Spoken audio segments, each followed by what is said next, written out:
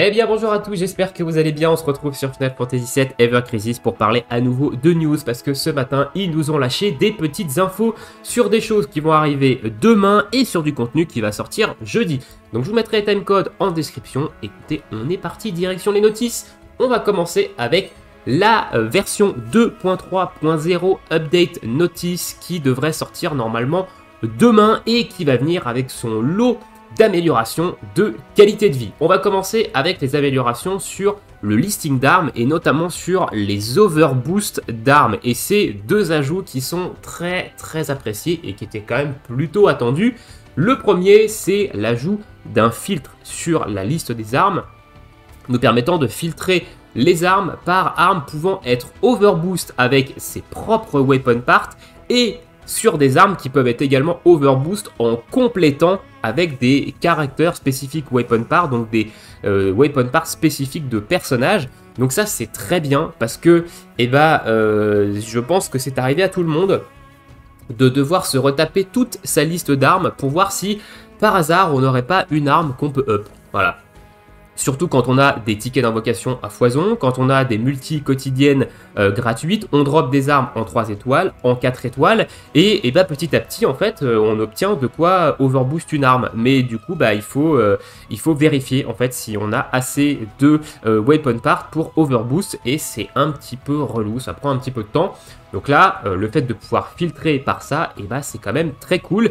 Et deuxième petite amélioration par rapport à l'overboost, on va avoir maintenant un badge spécifique sur les armes pouvant être overboost. Et ça, enfin, parce qu'actuellement, si on va dans la liste des armes, on n'a qu'un seul badge, c'est ce petit carré jaune qu'on voit partout dans le jeu et qui personnellement me trigger un petit peu. J'aime pas quand il y a des trucs qui clignotent comme ça, enfin ça clignote pas mais qu'on a des petites pastilles de partout, je les enlève quand même assez vite. Et là en fait on voit qu'il y en a sur plein d'armes.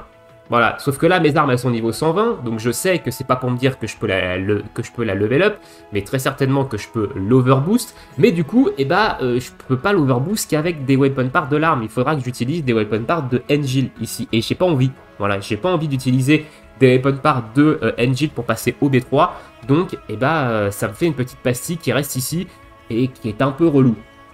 Donc ça va être un petit peu plus clair au niveau de la liste d'armes, au niveau des overboosts, et ça va nous faire gagner du temps plutôt que de devoir se palucher la liste de toutes les armes qui ont une petite pastille pour voir si on peut la level up en étoile ou pas. Donc ça c'est une très bonne amélioration, et je rappelle que à la fin du mois normalement on a également l'amélioration sur le fait d'overboost beaucoup plus rapidement nos armes. On pourra maintenant choisir en fait, overboost de X étoiles d'un coup et de plus faire une étoile par une étoile. Et ça va être bien, notamment pour les armes free-to-play ou les armes farmables, que on overboost une par une, et des fois on fait 3, 4, 5 étoiles d'affilée dessus, et donc là on pourra faire tout d'un coup, et ça arrive normalement fin décembre, il l'avait annoncé. Ensuite, on a des améliorations au niveau de la coop battle. La première amélioration, c'est une nouvelle feature qui va nous permettre de se mettre auto-ready quand on arrive dans un lobby de coop. Donc ça, c'est plutôt intéressant, le fait de pouvoir être mis automatiquement prêt, parce que je pense que c'est arrivé à tout le monde ici, d'arriver dans un lobby en mode random et d'attendre qu'il y ait une personne qui mette ready et qui mette 100 ans ou... T'as l'impression qu'elle s'est endormie sur son clavier ou sur son téléphone, et c'est vraiment relou. Donc là, le fait de pouvoir être auto-ready, ça va peut-être permettre d'accélérer un petit peu le lancement des combats dans certains lobbies de coop. Donc ça, c'est un ajout qui est quand même plutôt sympa. Ensuite, ils vont améliorer le bouton de Start Battle. Donc dans le lobby des coop, on va avoir une petite animation sur le bouton de coop pour commencer le combat quand tout le monde est prêt. Ok, pourquoi pas. Et ensuite, on va avoir une réduction du temps, en fait, avant que le groupe soit disband. Quand vous avez une personne qui s'est endormie et vous avez le temps en bas à droite qui défile avant que le groupe soit disband. Actuellement, c'est assez long. Je crois que c'est 2 ou 3 minutes, je crois, un truc dans ce genre-là. Donc là, ils vont réduire ce temps-là. Donc les groupes vont être disband beaucoup plus rapidement. Donc il faudra aller beaucoup plus vite si vous êtes en train de faire votre setup, sinon vous risquez que le groupe soit disband. Et au niveau des rematchs continus, à la fin d'un match, c'est pareil, c'est assez long. Vous cliquez sur rematch, vous voulez enchaîner les matchs, mais vous avez un de vos compères en fait qui ne clique pas, voilà, qui attend, etc. Et c'est quand même assez long, c'est quasiment 2 minutes également, et donc ils vont réduire ce temps-là, donc c'est pas plus mal, ça va permettre d'enchaîner peut-être un petit peu plus rapidement les coops en mode random, hein, donc avec du matchmaking, donc why not. À voir un petit peu hein, ce que ça va donner dans les prochains événements où il y aura de la coop, mais c'est des améliorations qui sont intéressantes quand même sur le papier. Ensuite, amélioration au niveau des guild battles, et c'est absolument pas ce qu'on attend. Voilà, donc à un moment donné, Square Enix va falloir vous bouger le fion, notamment sur les améliorations nous permettant aux chefs de guilde et aux sous-chefs de guilde de pouvoir voir si tout le monde a bien fait ses 3 attaques dans les boss de guilde chaque jour. Ça devrait être là depuis Day One. On ne devrait pas avoir à faire un Google Doc externe et à devoir chasser chaque personne de la guilde pour les faire remplir ce Google Doc sur un truc qui devrait être là depuis le début. Désolé, c'était le petit coup de gueule par rapport à ça parce que c'est tellement chiant de n'avoir aucune visibilité sur ce qui se passe pendant la guild battle au niveau de ses membres, combien ils font de points, est-ce qu'ils ont tapé, etc. C'est tellement chiant. Alors je sais que les top guilds utilisent très fortement, enfin très sûrement des Google Docs ou des trucs externes. Nous, avec Tamu, on n'a pas spécialement envie de devoir faire ça, voilà, et de courir après les gens. Donc j'aimerais vraiment qu'ils se bougent pour améliorer un petit peu ça dans la guild battle. Et pour moi, ça devrait être là depuis Day One. Mais du coup, la modification en soi qui est notée ici, c'est que on va pouvoir avoir accès au score maximum de chaque membre de guilde pendant la période de résultats. Donc ce qui n'est actuellement pas le cas, hein, on ne peut pas voir en fait le score de tous les membres de guilde pendant cette période-là. Et donc là, ils vont faire en sorte que ce soit le cas. C'est une amélioration quand même, ça bouge, mais c'est pas ce qu'on veut. Même si ça reste intéressant de voir un petit peu le maximum de score que chacun a fait. Ensuite, amélioration au niveau du guild chat. Et ici, on va avoir en fait des notifications dans le chat de guild quand des joueurs de la guild vont accomplir certaines choses. Et notamment quand ils vont finir les crash battles. Donc quand quelqu'un va faire le crash battle solo et va le terminer dans votre guild, vous allez avoir un message qui va pop dans votre chat de guild. Un tel a réussi à venir à bout du crash battle solo, etc. Est-ce que c'est utile ? Honnêtement, je pense pas. Honnêtement, le chat de guild, je pense que très peu de guildes, du moins des guildes qui font du top 100, au moins utilisent, hein, je pense qu'on utilise quasiment tous un serveur Discord externe, et quand on donne un crash battle, on prend une capture d'écran et on flex sur le Discord. Du moins, c'est mon cas, hein, j'assume entièrement le fait de flex ça, et de flex autre chose aussi. Mais du coup, pourquoi pas? Après tout, pourquoi pas, hein, ça peut rajouter un petit peu de vie dans le chat, même si on l'utilise pas. Donc c'est plutôt cool. Et ensuite, il va y avoir un changement de nom pour des statuts, donc notamment le bleed qui devient pain et l'hemorrhage qui devient agony. Voilà, donc ça ce sont des états qu'on ne peut pas coller nous actuellement, mais que certains mobs peuvent nous mettre. Donc voilà, il y a un petit changement de nom ici. Pourquoi pas, après tout. Pourquoi ce changement? Je ne sais pas, à mon avis, ça doit être... on va peut-être le savoir prochainement. Peut-être qu'on va y avoir des choses par rapport à ça. Mais en tout cas, il y a un petit changement de nom par rapport à ça. Et au niveau des Other, on a du coup les Recommended Update to iOS Device Graphic Setting. Donc on va avoir une mise à jour des paramètres graphiques pour iOS recommandés. Voilà. Pourquoi pas, après tout. Moi je suis sur iOS quand je suis sur téléphone, ce qui est assez rare, mais why not? Honnêtement, j'attends de voir, je verrai ce que ça donne sur mon iPhone, mais voilà, pourquoi pas, ça peut être plutôt intéressant, notamment pour peut-être fluidifier un petit peu plus le jeu et permettre à ceux qui jouent sur téléphone d'avoir une meilleure fluidité. Alors sachant que sur téléphone, il n'y a toujours pas le 60 fps, hein. Ils sont toujours bloqués à 30 fps, les pauvres, et grand respect à ceux qui jouent que sur téléphone et qui passent des combats compliqués, hein, parce que moi je trouve que c'est une turbo purge, mais bon. Nouvelle icône d'application, on va le voir juste après, on a les célébrations de Noël qui commencent, donc très certainement une icône d'application en rapport avec ça, et résolution de bugs mineurs. Alors ça, comme à chaque fois, s'il n'y a pas la liste, pour moi c'est une phrase qu'on met là, mais sans la liste, pour moi c'est du bullshit. Voilà.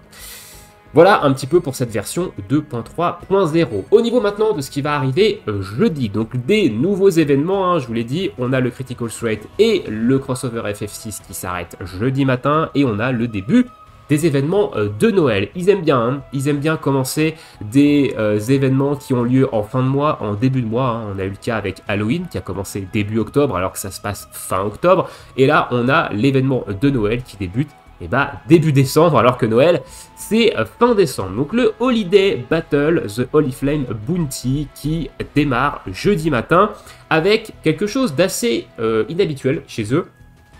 C'est qui nous annonce en fait la bannière qui sort jeudi. Parce que oui, jeudi, il y a également les 4 bannières du crossover FF6 qui s'en vont. Et du coup, ils nous annoncent la bannière qui arrive jeudi. Et c'est une bannière de Yuffie. Donc nouvelle bannière featurée, hein. Ici ce n'est pas une bannière limitée, c'est une bannière featurée, donc l'arme qui est dans cette bannière sera dans les wishlists et sera dans le pool ticket, notamment normalement courant janvier. Donc si vous ne voulez pas invoquer, vous n'êtes pas obligé, mais une bannière à l'effigie de Yuffie qui sort jeudi, et on a également une nouvelle arme ultime qui fait son arrivée sur cette bannière, et qui est une arme ultime et pas pour Yuffie. Donc une bannière 100% Yuffie qui sort jeudi. Alors peut-être l'arrivée de Yuffie lutin du Père Noël. Si c'est vraiment un costume lutin du Père Noël, je suis un devin. Mais à mon avis, je suis pas du tout le seul à penser ça. Donc on verra ça jeudi. Évidemment, je vous donnerai mon avis là-dessus. Mais ce qui est intéressant ici, c'est que du coup, ce ne sera pas l'arme de Iris qui sera en feature sur la bannière de Yuffie. Donc si vous voulez absolument cette arme d'Iris, il va falloir aller la récupérer avant jeudi. Parce que jeudi, en fait, elle ne sera plus en feature. Alors, elle sera quand même présente sur les bannières. Je rappelle que les armes ultimes ne sont pas limitées à la bannière où elles sont en feature. Elles sont également dans toutes les prochaines bannières, mais avec un taux de drop turbo dégueulasse. Hein. Quand je vous dis que le taux de drop est très bas, on va aller le voir juste après, mais c'est très bas. Donc, la chance que vous droppez l'arme ultime de Iris sur une autre bannière que les bannières qui sont actuellement en cours, donc les bannières du crossover, est extrêmement basse. Donc si vous la voulez, récupérez-la maintenant, hein, et en vrai, elle est vraiment très forte, et vous le verrez hein, dans la vidéo notamment sur Ifrit X2, que cette arme, vraiment, elle peut changer certains combats. Donc si vous n'êtes pas loin de pouvoir la récupérer au niveau de la pity, pour le coup, je pense que il faut y aller. Voilà. Après, c'est mon avis personnel, encore une fois, vous faites ce que vous voulez avec vos cristaux. Donc, bannière de Yuffie. Au niveau de l'événement, c'est un événement classique. On va devoir farmer des Burn Cookies, des Blue GIF Rapid Box, et on va pouvoir récupérer une arme free-to-play pour Sephiroth, hein, la Winter Crest Blade, des tickets d'invocation 4 étoiles et plus, des caractères spécifiques weapon par, des memories, etc. Ça va être un shop classique de chez classique, comme on a l'habitude. Alors, vu que c'est l'événement de Noël, il y aura peut-être des petits plus dedans. On verra ça évidemment jeudi. Autre news par rapport aux bannières de jeudi, on a eu une petite information qui est sur Twitter, je vous la mets à l'écran. Le retour du costume de Noël de Lucia. Et ce costume revient avec un petit up sur sa air habilité de M-Attack. Actuellement le costume c'est 5 de M-Attack et un Arcanum de terre, donc 35% de dégâts sur les attaques de terre. Et à partir de jeudi, du coup, quand il va revenir, on n'aura pas 5, mais 10 de M-Attack. Alors au début, je me suis dit, boah, ce up, c'est quand même pas incroyable en soi. Niveau 7 de M-Attack, c'est quelque chose qu'on a quand même assez facilement maintenant, surtout pour des joueurs qui ont pas mal de bouteilles sur le jeu. Mais je suis allé regarder un petit peu plus en détail, et notamment par rapport à son arme qui est sortie avec ce costume. Et en fait, ce up à 10 de M-Attack, il est plutôt cool. On va aller voir ça du coup tout de suite dans la liste d'armes, hein, vous allez voir, et je vais m'expliquer pourquoi je le trouve cool. Alors son arme qui est sortie avec, c'est celui-ci.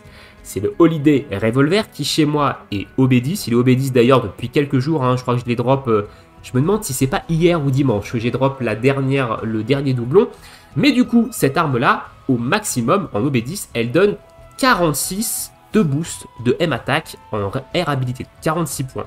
Au niveau des détails, maintenant, 46 points, ça nous fait un level 6. Il nous manque 10 points, enfin 9, vu que c'est 46, pour aller chercher le maximum, le level 7. Et le fait d'avoir mis plus 10 de M-Attack sur son costume, au lieu de plus 5, et ben en fait, ça nous permet de récupérer, avec l'arme OB10 en arme principale, attention, hein, pas en arme secondaire, en arme principale, et le costume d'aller récupérer directement le niveau 7 de M-Attack. Et du coup, ça nous laisse l'arme en sub et les 3 armes en sub derrière, donc les 4 armes sub, pour aller récupérer d'autres statistiques, par exemple de l'attaque, des PV, de la défense magique, de la défense physique. Donc en fait, c'est un up qui est globalement intéressant pour ça. Le fait de pouvoir avoir le niveau 7 de M-Attack seulement avec le costume plus l'arme principale, à condition encore une fois d'avoir l'arme principale OB10, hein. Évidemment. Mais du coup, c'est quand même un up plutôt cool. Donc, ça va permettre de build un petit peu une Lucia terre magique qui peut quand même mettre des petites tartines, hein. Son arme en OB10, elle tape quand même à 820%. C'est pas non plus dégueulasse. Alors 820, non, elle doit taper à 800% parce que j'ai un up de Bren là. Donc je me demande si elle tape pas plutôt à 800% et je passe à 820 avec le up de Bren. Je crois que ça doit être un truc comme ça. Mais du coup, voilà. Donc ce up, il est quand même plutôt intéressant, hein, je trouve, sur le costume de Lucia. Alors, comment ça va se passer? Évidemment, vous allez avoir la bannière. Et au niveau du stamp 12, hein, vous allez avoir ici, comme on a eu, je pense, pour les bannières d'Halloween, vous allez avoir un ticket vous permettant de choisir soit le costume de Yuffie, soit le costume de Lucia. Et au niveau de la page 2, ici, vous allez avoir à nouveau un ticket vous permettant de récupérer le deuxième costume que vous n'avez pas. Voilà, je pense que c'est comme ça que ça va fonctionner, comme la bannière d'Halloween. Voilà un petit peu pour les news. Et bien écoutez, je pense qu'on a fait le tour, hein. On a fait le tour de ces petites news, j'ai rien oublié. Non, j'ai rien oublié. Écoutez, dites-moi ce que vous pensez de tout ça dans l'espace commentaire. Nous, on se retrouve très certainement cet après-midi pour une vidéo sur Shiva Ramu X2. Et demain, on attaquera Ifrit X2 également. Et on se retrouvera jeudi pour tout ce qui est news avec la sortie, évidemment, de toutes ces petites améliorations et le début des festivités de Noël. Je vous souhaite à tous une très bonne journée, une très bonne soirée, bon jeu et à bientôt. Ciao, ciao.